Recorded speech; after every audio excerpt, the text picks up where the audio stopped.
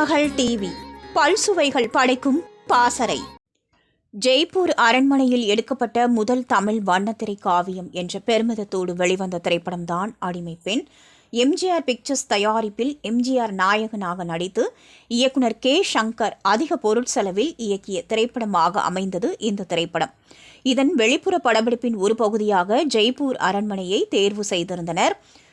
ஜெய்ப்பூர் அரண்மனையில் அதுவரை யாரும் படப்பிடிக்க இயலாத இடங்களிலெல்லாம் அடிமை பெண் திரைப்படத்தின் பல காட்சிகள் படமாக்கப்பட்டு அன்றே பெரும் சாதனை புரிந்திருந்தனர்.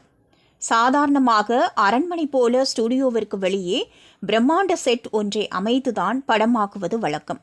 ஆனால் எம்ஜிஆர் அதற்கும் ஒருபடி மேலேயே சென்று சாதித்திருந்தார் என்றால் அது மிகையன்று. ஜெய்ப்பூர் அரண்மனைக்குள்ளேயே மற்றொரு அரண்மனை பகுதியை தன்னுடன் வந்த கலைஞர்களை கொண்டே கட்டவும் செய்திருந்தார் எம்ஜிஆர்.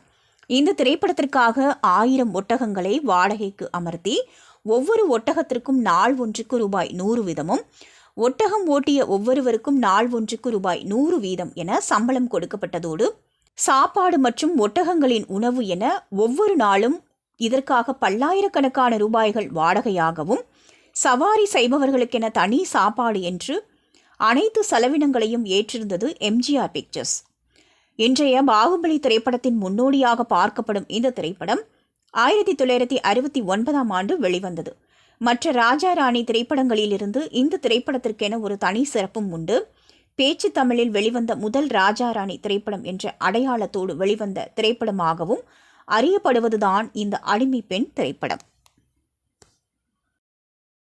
திருமகள் டிவியை லைக் செய்து உங்கள் நண்பர்களுக்கும் ஷேர் செய்வதுடன் சப்ஸ்கிரைப் செய்து ஆதரவு தாருங்கள்.